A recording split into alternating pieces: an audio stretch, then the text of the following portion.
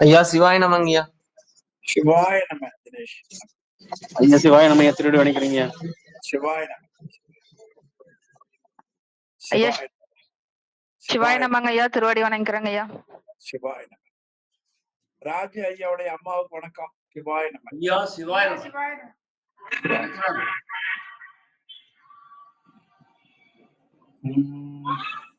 திருச்சிற்றம்பலம். தென்னாடுடைய சிவனே போற்றி, எந்நாட்டவர்க்கும் இறைவா போற்றி, ஏகம்பத்துரை எந்தாய் போற்றி, பாகம் பெண்ணொரு ஆனாய் போற்றி, காவாய் கனகத்திரளே போற்றி, கைலை மலையானே போற்றி போற்றி. திருச்சிற்றம்பலம். அடியார் பெருமக்களுக்கு வணக்கம். ஐயா ஓதுவமத்தியா வகுப்பு தொடங்கி அருள் செய்ய பெருமானே. ஐயா சிவாய நமங்கய்யா. திருச்சிற்றம்பலம். வாழும் வழிகாட்டும் வாழ்க்கை வளம் காண் திருக்குறளை ஆழும் அறம் பொருள் இன்பம் அறியும் நெறிமுறையை ஊழும் வழிவிடும் உண்மை உலகற்கு உணர்த்தியவர் தாழும் பணிவுடை வள்ளுவர் தாழ்மலர் போற்றுதுமே. வள்ளுவர் தாழ்மலர் போற்றுதுமே. திருச்சிற்றம்பலம். திருச்சிற்றம்பலம். அடியார் பெருமக்களுக்கு வணக்கம்.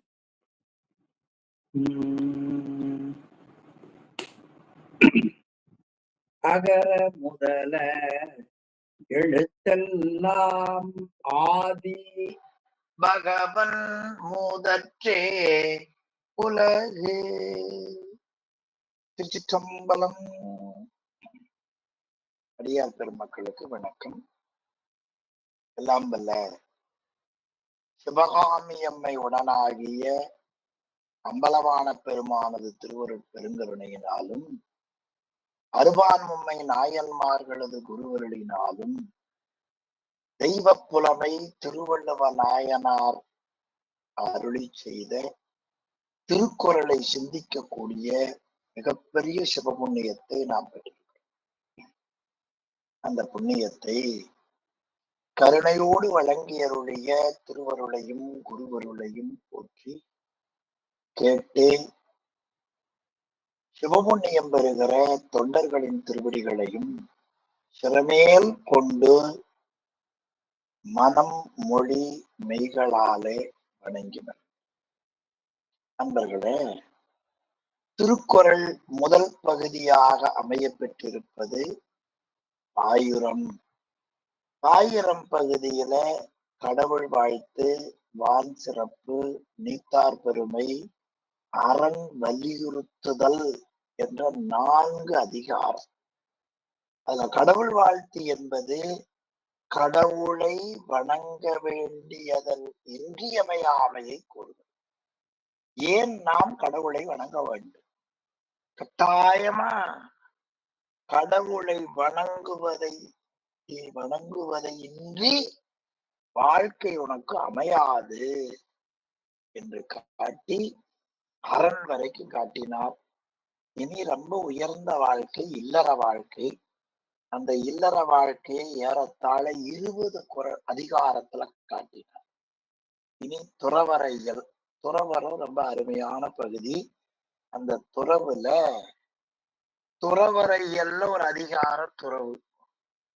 அந்த துறவு என்கிற எண்ணம் வருகிற பொழுதே மனிதனுக்கு இல்வாழ்க்கைக்கு அடுத்த படிநிலையாக அருளுடைமை வர வேண்டும்.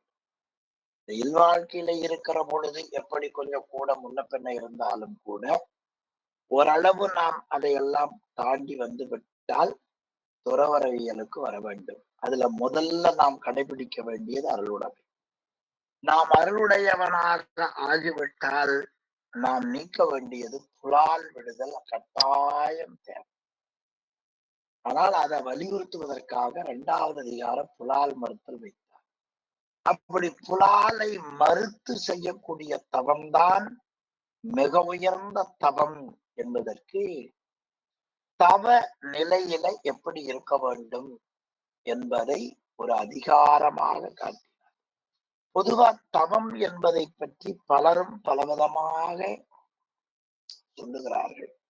அதற்கு தவம் என்பதற்கு உயிர்களின் அறிவு புலன் வழி போகாமல் உண்டி சுருங்கல் முதலியன என்று தவத்திற்கு விளக்கம் கூறினார்கள் பெரியோர்கள்.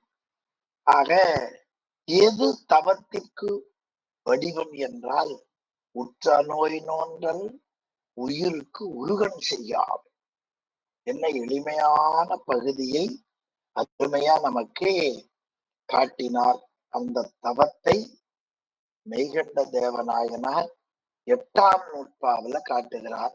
ஐம்புல வேடரின் அயர்ந்தனை வளர்ந்தன தம்முதல் குருவுமாய் தவத்தினில் உணர்த்த விட்டே. ஆக இறைவன் உயிருக்கு குருவாக வந்து நீ இதுவரை ஐம்புலன்களால் கிடைக்கக்கூடிய இன்பமே பெரிது என்று நீ எண்ணிக்கொண்டிருந்தாய். அந்த புலன்களிலே வரக்கூடிய இன்பத்தை அந்த இன்பம் உனக்கு துன்பம் தருவது. எனவே இதில் அது நீ அயர்ந்தவை என்று அவன் உணர்த்தி தவத்தில் உணர்த்த விடுவான். அது தவம் என்பது சரியை கிரியை யோகம் ஞானம் என்று சொல்லப்படுவது. அந்த சரியை கிரியை யோகம் ஞானம் என்ற நிலையை செய்தால் என்ன கிடைக்கும் என்பதை செய்தவம் வேண்டிய வேண்டியாங்கு எய்தலால் நாம என்ன வேண்டுகிறோமோ அந்த வேண்டியதை வேண்டியவாறே கொடுப்பது தவம். எனவே அந்த தவம் ஈண்டு முயலப்படும். நீ ஏன் தெரியுமா தொடர்ந்து தவத்தை செய்ய வேண்டும்? வேண்டிய வேண்டியாங்கு நீ அடையலாம் என்றெல்லாம் காட்டினார். இனி இன்று சிந்திக்க வேண்டிய அதிகாரம் அடுத்து 28வது அதிகாரம் கூடா ஒழுக்கம். இந்த 27வது அதிகாரம் எண் வடிவில 27. அது தவம். தவம் எப்படி தவம் என்று சொன்னா செந்தமிழ் மந்திரங்கள்ல 12 திருமுறைகளை அருளிய பெரியவர்கள் 27 ஆசிரியர்கள். அந்த 27 ஆசிரியர்கள் பாடிய மந்திரத்தை பாடுவதே மிகப்பெரிய தவம். அந்த 12 திருமுறைகளை 27 ஆசிரியர்கள் பாடிய பாடலை பாடுவதும் கேட்பதும் படனம் செய்வதும் தவ நெறிக்கு நம்மை கூட்டிச் செல்வது, தவத்தில் பெறக்கூடிய செயலை கொடுப்பது. இது திருவள்ளுவர் பாடியது எப்பவோ, அது நமக்கு நம்ம திருமுறை ஆசிரியர்களுக்கு முன்னமே பாடினார். ஆனா அவர் 27வது அதிகாரத்துல வச்சாரு பாருங்க. இதெல்லாம் திருவருள் சகாயம்.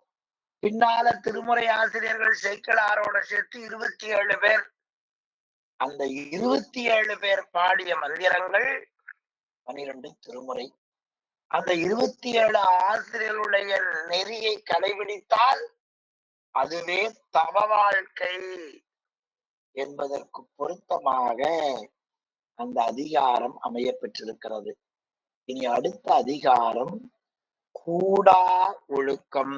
ரொம்ப அருமையா ஒரு அதிகாரத்தை வைத்தார். அதாவது உலகியலுங்கண்ணே இருக்கக்கூடிய இன்பங்களை விட்டு நாம் நீங்கி இறைவனை சிந்தித்தல். எனவே தவம் செய்வதற்கு பொருந்தாத ஒழுக்கம் தீய ஒழுக்கம், அதை நாம் கைவிட வேண்டும். எனவே தவத்திற்கு பிறகு கூடா ஒழுக்கத்தை விட வேண்டிய காரணத்தினால் தவம் என்ற அதிகாரத்திற்கு அடுத்ததா வைத்திருக்கிறார் கூடா ஒழுக்கம். அது உயிர்களுக்கு நன்மையை தராத ஒழுக்கம். அதன் மூலமா தவம் அவர்களுக்கு கைகூடாது. ஆமா, ஆக பொதுவா ஒரு ஒழுக்கம் ஒரு அதிகாரம் வைத்தார். அது இல்வாழ்க்கையில ஒழுக்கம் உடைமை என்று வைத்தார். மேலும் துறவரத்தாருக்கு கொஞ்சம் கூடுதலா ஒண்ணு வைத்தார். அது கூடா ஒழுக்கம். எனவே துறவரத்தார்கள் இன்னும் கொஞ்சம் கூடுதலாக கவனித்து அந்த கூடா ஒழுக்கத்தை செய்ய வேண்டும். அதுவும் பிறன் பழிப்பது இல்லாமல் இருக்க வேண்டும். அப்படி பழிக்கும்படியான கூடா ஒழுக்கம் தவம் செய்பவர்களுக்கு ஒரு காலம் இருக்கக்கூடாது என்பதை இந்த அதிகாரத்தின் மூலமாக ஆசிரியர் பெருமகனார் நமக்கு காட்ட இருக்கிறார். முதல் குறளே ரொம்ப அருமையான குறள். முதல் குறள் பாருங்க.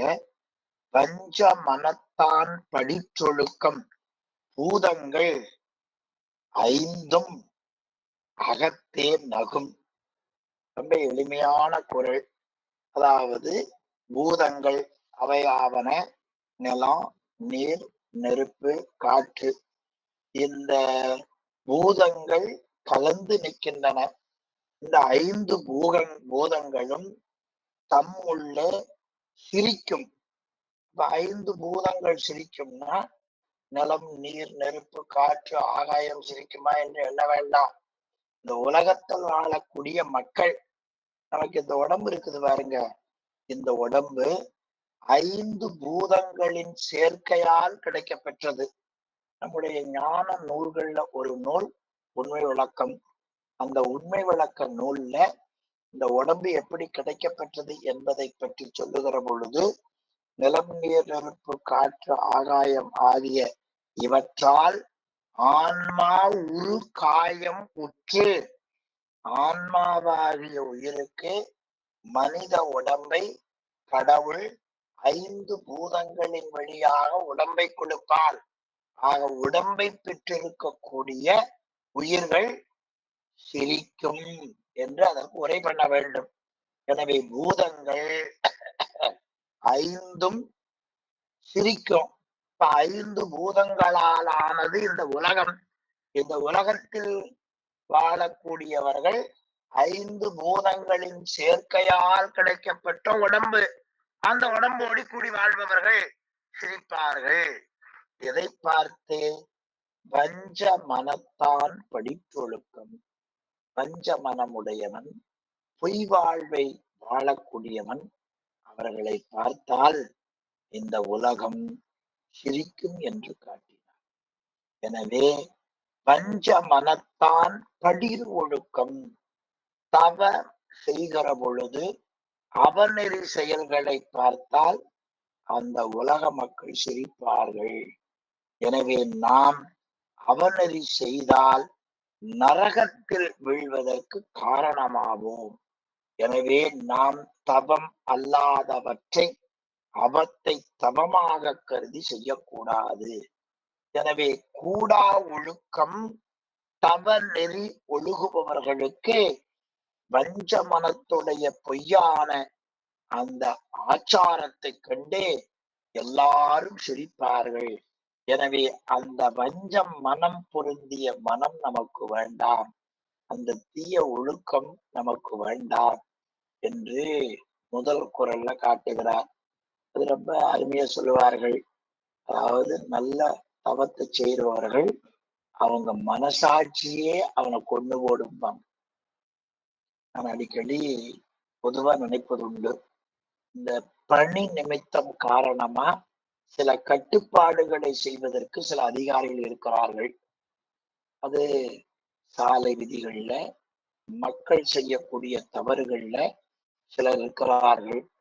அவர்கள் ஏதேனும் ஒரு காலச்சூழல்ல அவங்களுக்கு தேவையான வருவாய் அரசு கொடுக்கப்பட்ட போதும் கூட ஏதாவது வாழக்கூடிய காலங்கள்ல ஒருத்தரை துன்பப்படுத்தி கொஞ்சம் பணம் வாங்கிட்டாங்கன்னு வைங்க, அது அப்படியே பணம் வாங்குற பழக்கம் வந்துடும்.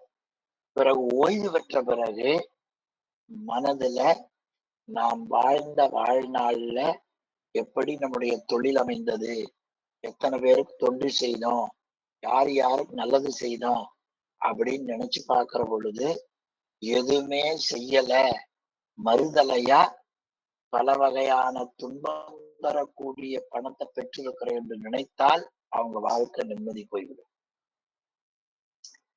வயதானதுக்கு அப்புறம் நிம்மதி எப்படி வரும்னு நினைக்கிறீங்க? காசுல மட்டும் கிடைக்காது. அறவழியில செல்வத்தை ஈட்ட வேண்டும், நல்லவனாக வாழ வேண்டும். அப்படி வாழ்ந்தால் அவனுடைய நிறைவு காலம், அதாவது 50 வயது 60 வயதுக்கு மேல அந்த வாழ்ந்த வாழ்க்கை அவனுக்கு நிறைவை கொடுக்கும்.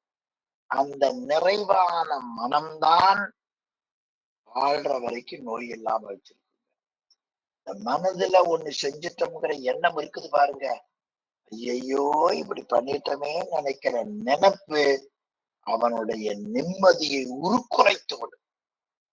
அதனால எடுத்தோன்னே சொன்னார், பஞ்ச மனத்தான் படித்தொழுக்கம். இந்த தீய நெறிமுறைகள் அது அவனுக்கு தெரிய வேண்டும்.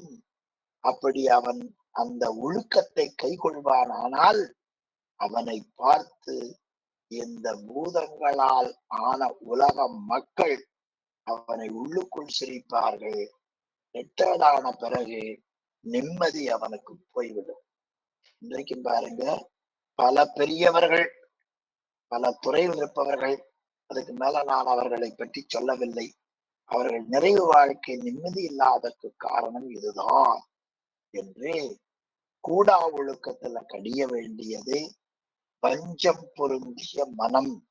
பஞ்சம்னா ஒருத்தர பகை எடுக்கிறது, ஒருத்தர பழி எடுப்பது, தீய குணங்கள், இவையெல்லாம் தவம் செய்பவர்கள் உடனடியாக நீக்க வேண்டும் என்று முதல் குரல்ல அருமையா காட்டினார். இனி 2வது குரல்ல ரொம்ப அருமையா ஒரு கருத்தை நமக்கு சொல்லுகிறார். வானுயர் தோற்றம் எவன் செய்யும், தன் நெஞ்சம் தான் அறி குற்றப்படின். ஆமா, ஆக தன் நெஞ்சம், அவங்களுடைய நெஞ்சம் தான் அறி குற்றப்படின், தன் மனமறிய குற்றம் புரிந்தவன் மிகப்பெரிய புகழையும் பெருமையும் பெற்றிருந்தால் என்ன பயன்? தன் நெஞ்சே அவனை கொண்டு விடுமே. அதனால இன்னொரு குரல்ல காட்டினார், தன்னெஞ்சறிவது பொய்யற்க, பொய்த்தபின் தன்னெஞ்சே தன்னை சுடும். எனவே வானுயர் தோற்றம், மிகப்பெரிய பெருமை, மிகப்பெரிய புகழ், இதெல்லாம் என்ன பயன்? தன் நெஞ்சம், அவனவனுடைய நெஞ்சம் தான் அறி குற்றப்படினார் பாருங்க. ஆமா, தன்னுடைய மனமறிய குற்றம் புரிந்தவன். எனவே தான் குற்றம் என்று அறிந்து அதை அவன் செய்துவிட்டால் தன்னுடைய நெஞ்சே கீழே தாழ்ந்துவிடும் என்று இந்த குரலிலே ஆசிரியர் ரொம்ப அருமையா நமக்கு காட்டியிருப்பதை பார்க்கிறோம். ரொம்ப நல்ல பகுதி.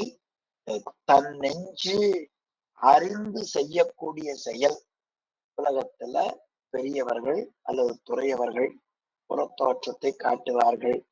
தன்னுடைய நெஞ்சம் குற்றமுடையது என்று அறிந்தபின் அந்த செயலில் அவர்கள் ஈடுபட்டால் அவருடைய தவ வேடத்தினுடைய செயல் என்ன செய்யும்? எனவே வேடத்தால் எந்த விதமான பயனும் இல்லை. ஆனால் மனதால் குற்றமில்லாமல் செய்ய வேண்டும். அதனாலதான் இன்னொரு குரல்ல திணைத்துணை குற்றம் வரினும் அனைத்துணையாக கொள்வர் பெரியர் என்று அருமையா காட்டுவதை பார்க்கிறோம். அடுத்து 3வது குரல், வலியில் நிலைமையான் வல்லுருவம் பெற்றம் புலியின் தோல் போர்த்து மெய்ந்தற்று. நம்முடைய உடம்புல புலன்கள், 5 புலன்களால பலவிதமான இன்னல்கள். அந்த புலன் அடக்கம் கட்டாயமா நமக்கு தேவை. ஆமா, மனதை தான் போன போக்குல அடக்கக்கூடிய ஆற்றல் வேண்டும். அது போன போக்குல போகக்கூடாது.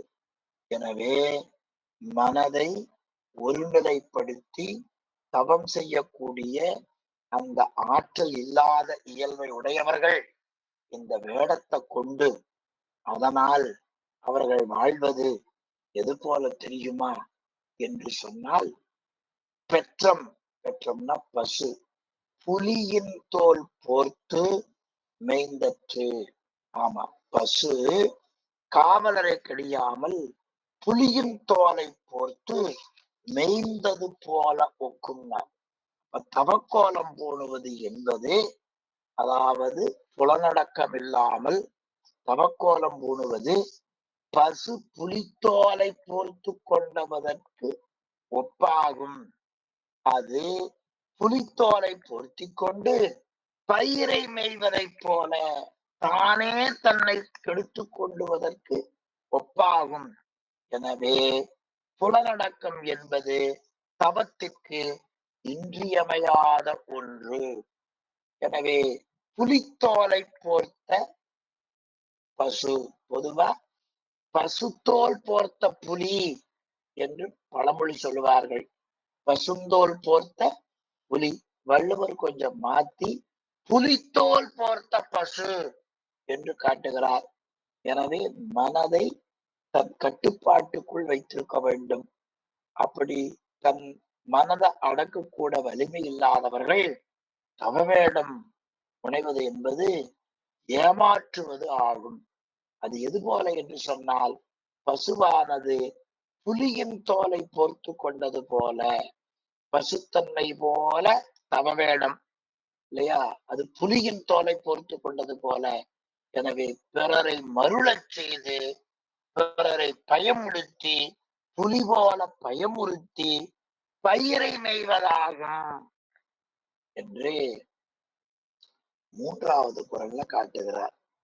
4வது குறள்ல தவம் மறைந்து அல்லவை செய்தல் புதல் மறைந்து வேட்டுவன் புல் சிமிழ்ந்தற்று.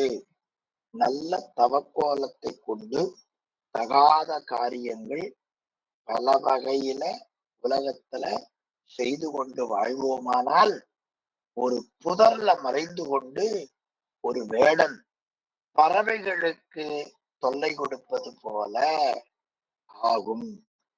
ஒரு வேடன் புதர்ல மறைந்து கொண்டு பறவைகளுக்கு துன்பை கொடுத்ததை போல, புதர் என்பது தவம், அந்த தவம் என்கிற புதராகிய கோலத்துல மறைந்து கொண்டு தகாத காரியங்களை ஒருபோதும் செய்யக்கூடாது என்று 4வது குறள் கூடா ஒழுக்கத்துல அருமையாக நமக்கு காட்டுகிறார். எனவே தன் மனதை அடக்கக்கூடிய ஆற்றல் இல்லாதவனுடைய நிலைமை தவ வேடத்துல தன்னை மறைத்துக் கொண்டு அல்லவற்றை செய்கின்றார்.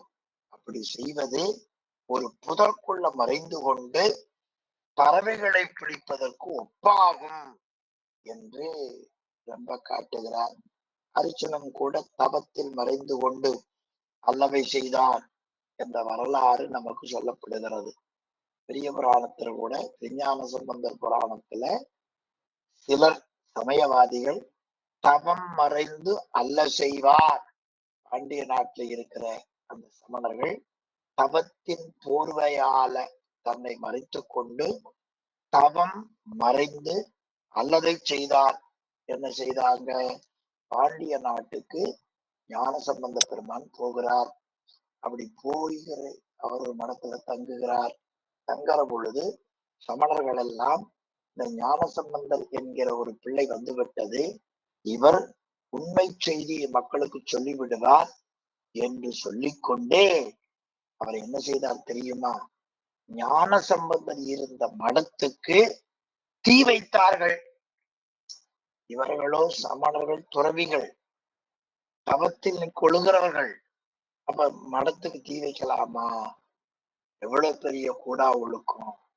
அப்படி அவர்கள் செய்ததால சேக்கிழார் அவரை பத்தி சொல்லுகிறார், தவம் மறைந்து அல்ல செய்யக்கூடியவர்கள். எனவே நாம் தவத்தின் அந்த வேடத்தை போட்டுக்கொண்டு அல்லவை ஒருபோதும் செய்யக்கூடாது என்று இந்த திருப்பாடல் ரொம்ப அருமையாக இந்த குறள்ல காட்டுகிறார். 5வது குறள். பற்றற்றேம் என்பார் படிச்சொழுக்கம் எற்றென்று ஏதம் பலவும் தரும். ஆமா, பற்றுகளை விட்டு விட்டோம் என்று பல பேர் சொல்லுவார்கள். ஆமா, அப்படி திரிவார்கள். அப்படி பசிப்பி செய்யக்கூடியவருடைய தீவினை என்ன காரியம் செய்தோம் என்று தினமும் எண்ணி எண்ணி எண்ணி கலங்க வைக்கின்றனர். பற்றற்றேன் என்பார். ஆமா, அதாவது எல்லாரும் நம்மை மதிக்க வேண்டும் என்பதற்காக, பிறர் தம்மை மதிக்க வேண்டும் என்பதற்காக நாம் பற்றை விட்டுவிட்டோம் என்று சொல்லிக்கொண்டு அவர்கள் மறைந்த நிலையிலே செய்வார்கள். அது எற்றி எற்றி என்று ஏதம் பலவும் தரும். அந்த நேரத்துல உங்களுக்கு இனிமையை போல இருந்தாலும் கூட, ஐயையோ இப்படி செய்துட்டமே, என் செய்தோம் என்று அவர்கள் நெஞ்சே அவர்களுக்கு பல துன்பத்தை கொடுக்கும். ஆமா, கட்டாயமா செய்யும். நல்ல போலீஸ் அதிகாரி மக்களுக்கு துன்பம் வராமல் காப்பாற்ற வேண்டியவன். அவரே தவறு செய்தா இந்த நாட்டு மக்கள் யாரிடத்துல போய் சொல்லுவார்? எண்ணி பாருங்கள். இதுக்கு புராண கதை பலவாறா சொன்னார்கள். எனவே பற்றற்றேன் என்று அவர்கள் நாம் துறவு நிலைக்கு வந்து விட்டோம் என்று படிறு ஒழுக்கம், அப்படி அவர்கள் தன்னிடத்துல மதிப்பு மரியாதை வர வேண்டும் என்பதற்காக அவர்கள் சொல்லி வேண்டாதவற்றை செய்தால் ஒரு காலத்துல இப்படி செய்துட்டோமே, இப்படி ஏமாத்திட்டோமே என்று எற்றி எற்றி என்று ஏதம் பலவும் தரும். ஏதம்னா துன்பம் அர்த்தம். ஏதம் என்பது துன்பம். ஏதம் பலவும் தரும். அது பல துன்பங்களையும் கொடுக்கும். இந்த உண்மையெல்லாம் நமக்கு நல்லா வந்திருக்க வேண்டும். எப்படியோ ஜோதிடம் பரிகாரம் என்ற அளவுல அது நாட்டுக்குள்ள பரவி விட்டது. ஆக துன்பம் தருபவர்களுடைய வாழ்க்கை மீண்டும் துன்பத்திற்கு ஆளாகும் என்ற நெறி மக்களிடத்திலே போயிருக்க. அருமையா சொன்ன எற்றி எற்றி என்று, ஐயோ என்ன செய்துட்டோம், இப்படி போய் பண்ணிட்டோமே என்று நினைக்க துன்பம் தருமா? எது? வேடத்தை கொண்டு அவம் செய்வது என்று ரொம்ப அருமையா சொன்னார். அது ரொம்ப சொன்னார். நல்ல 3 வகையான ஆசை, மண்ணாசை, பெண்ணாசை, பொன்னாசை. அது மனதுக்குள்ள கூடுதலா இருக்குது. நிறைய சொத்து சேர்த்தணும், அது ஆசைதான். பெண்ணாசை சொல்ல வேண்டாம். பொன்னாசை, இந்த 3ஐயும் வைத்துக் கொண்டு எனக்கு எந்த விதமான பற்றும் இல்லை என்று தவ வேடத்தில இருந்து குற்றம் செய்தால் அவர்களுக்கு துன்பம் கூடுதலாக வரும், வெகு விதமாக வரும் என்று இந்த திருக்குறள்ல ரொம்ப எச்சரிக்கையா காட்டுகிறார்.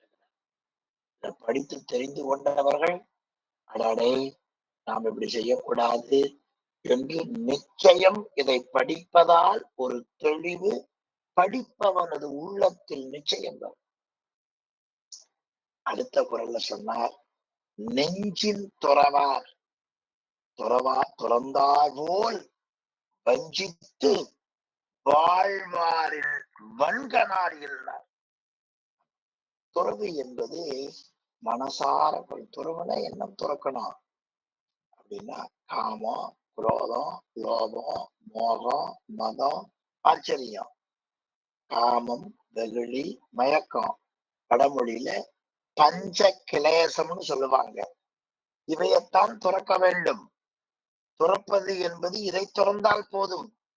துறவு என்பது பொதுவா என்னன்னா, விபூதி பூசி உத்திராட்சம் போட்டு குடும்பத்தொட்டு போறது துறவுன்னு பொதுவா நினைக்கிறாங்க. அது தவறு. விபூதி பூசுவதால் ஒரு தெளிவுடைய நிலைக்கு வர வேண்டும் என்று எண்ணுபவன் என்று பொருள். ஆமா, அது இப்ப எப்படியோ விபூதி நிறைய பூசினா இப்பவே விபூதி பூசிட்டியா என்று கேட்கிறாங்க. சின்ன வயதிலேயே ஒரு சமயதீக்க வாங்கி தினமும் காலையும் மாலையும் அனுஷ்டானம் பண்ணி அஞ்செழுத்து சொன்னால் அதை புரிந்து கொள்ளுகிற பக்குவம் இல்லாதவர்கள் பலவாறாக சொல்லுகிறார். பெண்கள் அந்த வழிபாட்டை செய்தால் அதை சொல்லுகிறார்கள். என்ன காரணம்? அவர்களுக்கு விளக்கம் தெரியாததா. அதனால் நெஞ்சில் துறவாதா, உள்ளத்தால பற்றுக்களை விட வேண்டும். மனம் அப்படியே ஏதானந்த என்ன செய்யறது? மனம் ஒன்று செய்ய, நான் ஒன்று சொல்ல, என் பூசை எப்படி இருக்கும் இறைவா கட்சி ஏகம்பனே என்று காட்டுகிறார். எனவே துறவு என்பது நெஞ்சம் அறிந்து துறக்க வேண்டும், உள்ளத்தால் பற்றுக்களை விட வேண்டும். அது பற்று விடுறது ஒண்ணும் சிரமம் இல்லைங்க. நம்ம என்ன நினைச்சிட்டு இருக்கிறோம், உலகத்துல இருக்கிற பற்று விட முடியலன்னு. இந்த பற்றால கிடைக்கக்கூடிய இன்பம் சிறியது, இறைவன் அருளால் கிடைக்கக்கூடியது பேரின்பம். இந்த விளக்கம் தெரிந்தா போதும். அதை ஞானசம்பந்தர் தான் காட்டுகிறார். கற்றாண்டு எரியோம்பி கலியை வாராமே, செற்றார் வாழ்ந்தில்லை சிற்றம்பலமேய முற்றாவெண் திங்கள் முதல்வன் பாதமே, பற்றா நின்றாரை பற்றா பாதமே. நீ தினந்தோறும் இந்த பிறப்ப கொடுத்த தலைவனை வணங்குவாயானால் உன்னை பாவம் பற்றாது. பாவத்துக்கு காரணம் என்ன? வேண்டாத குணங்களை துறவாததுதான். அது நெஞ்சம் அறிய துறக்க வேண்டும். அப்படின்னா ஏதேனும் ஒரு பொருளை பற்றணும்னா, ஒரு திருடணும்னா நீங்க அதை எடுக்க வேண்டாம், நினைச்சாலே போடுமா. உள்ளத்தால் உள்ளலும் தீதே, பிறன் பொருளை கள்ளத்தால் கல்வே மனம். அப்ப என்னாச்சு? நெஞ்சு எண்ணத்தால துறக்கல. எனவே துறவாவது நெஞ்சறிந்து துறக்க வேண்டும். அப்படி உள்ளத்தால் பற்றுக்களை விடாமல் நெஞ்சில் துறவார், துறவார் போல் வஞ்சித்து. முதல் குறள் வஞ்சமனத்தான்னார். அதே சொல்ல 6வது குறள்ல வஞ்சித்து. அப்படி வாழக்கூடியவர்கள் இந்த ஊர் மெய்க்காக அப்படி பற்றுவிட்டவர் போல நடிக்கின்ற, வஞ்சித்தன நடிக்கின்ற வாழ்வார். கயவர்கள் நான் பாருங்க, கடையவர்.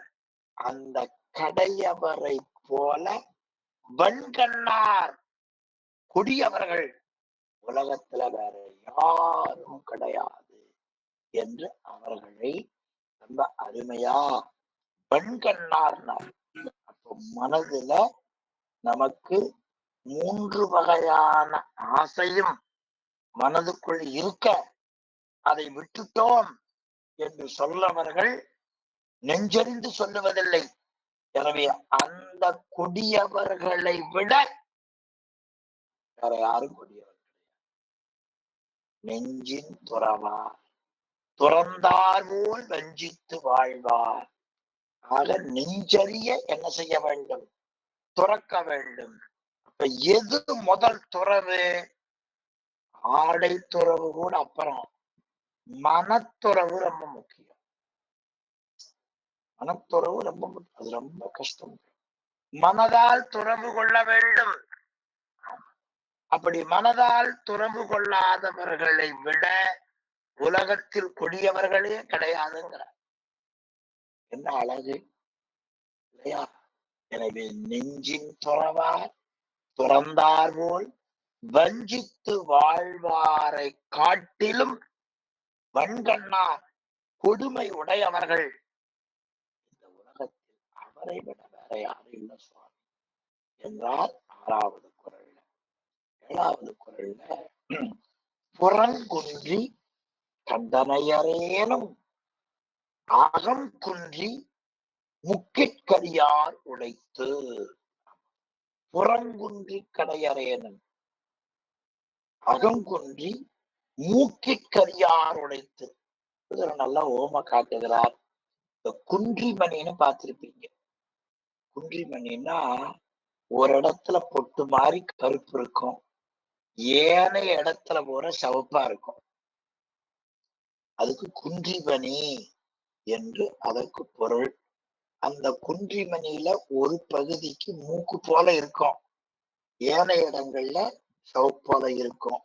அப்ப தோற்றத்தில் குன்றிமணியை போல அது பசுவாக காணப்பட்டாலும் அதனுடைய ஓரத்துல கருப்பு இருக்கிறது இல்லையா, அதை போல் வேடத்தில் இருந்தாலும் தீயவர்கள் உலகத்தில் இருக்கத்தான் செய்கிறார்கள். புறம் குன்றி கண்டனையரேனும் அகங்குன்றி மூக்கில் கரியார் உடைத்து. ஆமா, ஆக குன்றி என்பது சிவப்பு கருப்பு என்ற பொருள்ல வருவது. எனவே அந்த வண்ணத்தை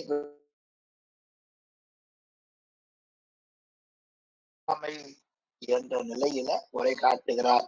ஆக குன்றிமணியின் புறம் போல வேடத்தால் செம்மையுடையவர்களாக இருந்தாலும் கூட அந்த குன்றிமணியில மூக்கு போல மனம் கொண்டிருப்பார்கள். யார் என்றால் கரியார் உடைத்து. கரியார் உடைத்து, அகம் கரியார் உடைத்து, அகம் கரியார் உடைத்து என்று 7வது குறள்ல காட்டினார். 8வது குறள், மனத்தது மாசாக மாண்டார் நீராடி மறைந்து ஒழுகு மாந்தர் பலர். இந்த நீரில மூழ்கி மறைந்து கொள்வதைப் போல தவவேடம் பூண்டு தீமையை செய்யக்கூடிய மக்கள் பலர் உலகத்திலே இருக்கிறார்கள். இந்த நீரில் மூழ்கியவன் எப்பொழுதும் நீருக்குள்ளேயே இருக்க முடியாது, கட்டாயமா வெளிப்பட்டாக வேண்டும். அதை போல தவ வேடத்துல மறைந்து கொண்டு கூடாத செயலை செய்பவர்கள் என்றாவது ஒரு நாள் அவர் செயல் வெளிப்பட்டே தீரும். கட்டாயமா வரும். மனத்தது மாசாக மாண்டார், தன்னுடைய மனதுல மாசு தம் மனத்தோடு இருப்பவர்கள். ஆமா, பிறருக்கு காட்பதற்காக இந்த நீர்ல மூழ்கி இருப்பவர் மறைந்து விட்டார் என்பது போல எண்ண வேண்டாம். அவர் ஒரு நாள் மேல வருவார், ஒரு காலம். அதை போல இவருடைய அந்த தவத்தில் கூடா ஒழுக்கத்தை கடைபிடித்த நிலை தெரிந்துவிடும் என்று 8வது குறள் ரொம்ப அருமையான குறள் காட்டுகிறார். ஆமா, மனதுக்குள்ள ஒரு மாசை வைத்து கொண்டு நல்ல ஒழுக்கமுடையவர்களைப் போல மாட்சிமை, மாண்டார்னா மாட்சிமைன்னு பொருளுங்க, மாட்சிமையுடையவர்களைப் போல காட்டி, ஆமா, நல்ல தீர்த்தங்கள்ல போய் புனித நீராடி அந்த நிலையில மறைந்து ஒழுகக்கூடியவர்கள் உலகத்தில் என்றாவது அந்த ஒழுக்க முறை தெரிந்துவிடும். அப்படி இருப்பவர்கள் உலகத்துல பலர் இருக்கிறார்கள். வள்ளுவர் காலத்திலேயே இருப்பாங்களாட்டு இருக்குது. அப்படி என்ன சொல்ல முடியுமா? மறைந்தொழுகும் மாந்தர் பலர். எப்படி அவர்கள் பலர்? மனத்தது மாசாக மாண்டார், மனதுக்குள்ள வைத்துக் கொண்டு குற்றத்தை வைத்துக் கொண்டு அழுக்கை வைத்துக் கொண்டு தீய எண்ணத்தை வைத்துக் கொண்டு பஞ்சத்தை வைத்துக் கொண்டு பொறாமையை வைத்துக் கொண்டு நான் அதெல்லாம் இல்லாதவன், மாட்சிமை உடையவன், மாண்டார்னா மாட்சிமை உடையவன் என்று புண்ணிய தீர்த்தங்கள்ல நீராடி வாழக்கூடிய மக்கள் பலர் என்று காட்டினார். நாமதான் அந்த உண்மையை கண்டு தவறு நிற்போரை கண்டு வணங்க பழக வேண்டும். அடுத்த குறள் சொன்னார், கனை கொடிது யாழ் கோடு. யாழ் கோடு செவ்விது ஆங்கண்ண வினைபடு பாலால் குழல். அருமையா இந்த குரலுங்க. கனை கொடிது யாழ் கோடு, அதாவது அம்பு வடிவில பாத்தீங்கன்னா ரொம்ப நேரா அழகா ஒழுங்கா லட்சணமா இருக்குது இல்லையா? அம்பு வடிவால் ரொம்ப செவ்வியதுதான். ஆனால் யாழ் இருக்கு பாருங்க, அது கோட்டால் வளைந்தது. யாழ் கருவி வளைந்திருக்கும், அம்பு ரொம்ப செப்பமா இருக்கும். ஆனால் அது வினைபடு பாலால் செயலுக்கு வருகிற பொழுது அன்பு ரொம்ப கொடியது. யாழ் கோடு உள்ளதுதான், ஆனா இனிமையான இசையை கொடுக்கும். யாழ் வளைந்திருந்தாலும் கூட அந்த யாழ் பயனுக்கு வருகிற பொழுது என்ன கொடுக்கும்? இசையை கொடுக்கும். இனி அம்பு ரொம்ப செம்மையா இருந்தாலும் கூட பயன்பாட்டிற்கு வருகிற பொழுது துன்பத்தை கொடுக்கும். அதனால் கனை கொடிது யாழ் கோடு. செவ்விதாங்கன்ன வினைபடு பாலால் அந்த செயல்பாட்டிற்கு வருகிற பொழுது அம்பு வளையாமல் நேராக இருந்தாலும் அது செயல்பாட்டுக்கு வருகிற பொழுது துன்பத்தை தரும். சரி, யாழ் வளைந்திருந்தாலும் கூட அந்த யாழினுடைய இசை இன்பத்தை கொடுக்கும். எனவே ஒருவருடைய குணநலன்கள் அவர்தம் செயல் கொண்டே தெளியலாம். அவர் செயல் செய்யும் போதுதான் தெரியும். யாழ் கோணையா இருக்குது, வளைஞ்சிருக்கு. அன்பு நேரா இருக்கு. இந்த ரெண்டுல எது சரியானது? எது செவ்விது? எது செவ்விது? யாழ் கோடு, கனை கொடிது, செவ்விது. ஆங்கு அன்ன வினைபடுவாளால் குழல். இந்த ரெண்டுல எது சரின்னா அது செயலுக்கு வருகிற பொழுதுதான் அதனுடைய செயல்பாட்டை அறியலாம் என்று 9வது குறள்ல போற்றினார். அடுத்த குறள் 10வது குறள்ல மலித்தலும் நீட்டலும் வேண்டாம், உலகம் பழித்தது ஒழித்துவிடில். தவம் செய்யக்கூடியவர்கள் தவம் என்கிற போர்வையில இந்த உடம்புல இருக்கிற தலை முடியை ஒட்டுமொத்தமாய் எடுப்பதோ அல்லது அதை மிகுதியா வளைத்துக் கொள்வதோ நாம் செய்ய வேண்டியது இல்லை.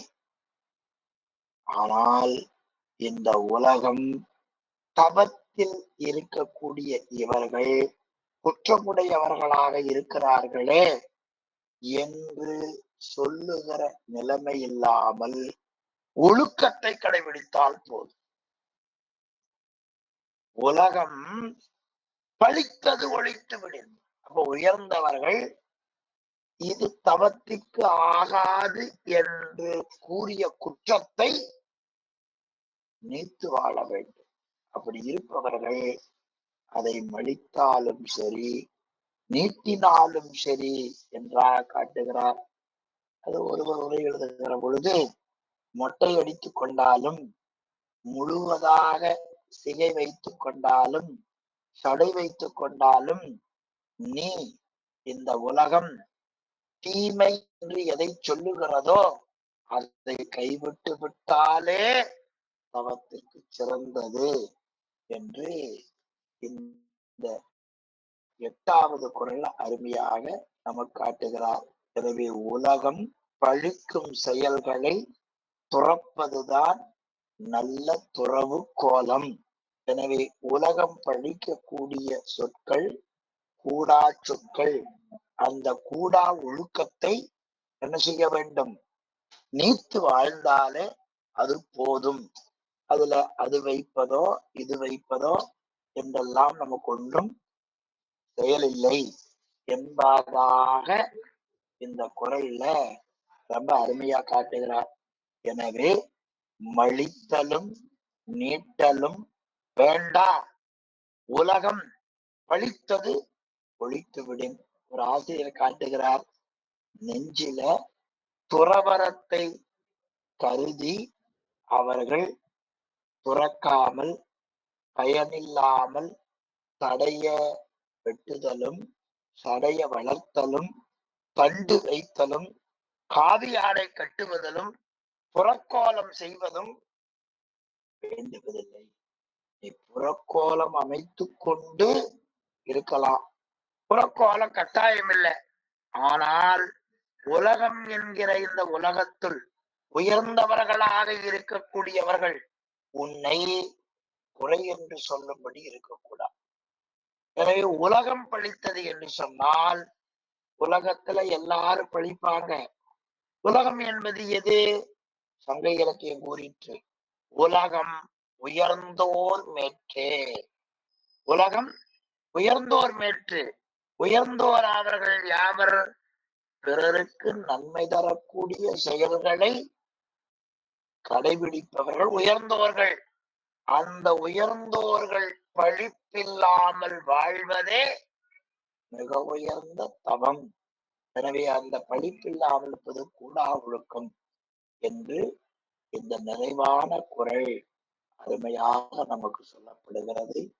எனவே நம் வாழ்க்கையில் நீதி நூல்களிலேயும் ஞான நூல்களிலேயும் சாஸ்திர நூல்களிலேயும் நீக்கக்கூடிய ஒழுக்கங்களை, ஒழுக்கம் இன்மை நிகழ்வுகளை நாம் நீத்து அவைகள் கடைபிடிக்கக்கூடிய வழிகளை கடைபிடித்து வாழ்வதே மிகச்சிறந்த தவ வாழ்க்கை. தவம் செய்பவர்கள், முக்தியை விரும்புபவர்கள், பேரின்பத்தை விரும்புபவர்கள், நன்மையை விரும்புபவர்கள் கட்டாயமாக கூடா ஒழுக்கத்தை ஒழியக்கூடிய நற்சிந்தனை அவர்களுக்கு கிடைக்க வேண்டும் என்று அந்த கூடா ஒழுக்கத்தை வலிந்து ஆசிரியர் காட்டியிருப்பதை சிந்திப்பதற்கு திருவருள் துணை செய்தது என்று வேண்டி இந்த அளவில இன்றைய வகுப்பை நிறைவு செய்வோம். அடியார் பெருமக்கள், தொண்டர்கள் அனைவருக்கும் அடியனுடைய தெண்டனிட்ட வணக்கம். சிவாய நம. திருச்சிற்றம்பலம். ஓதுவாமூர்த்தி ஐயா. ஐயா சிவாய நமங்கய்யா. ஐயா சிவாய நமங்க ஐயா. திருச்சிற்றம்பலம். அணுவை துளைத்து ஈரேழ் கடலை புகட்டி குறுக தரித்த குறள். திருச்சிற்றம்பலம். தென்னாடுடைய சிவனே போற்றி, எந்நாட்டவர்க்கும் இறைவா போற்றி. ஏகம்பத்துரையந்தார்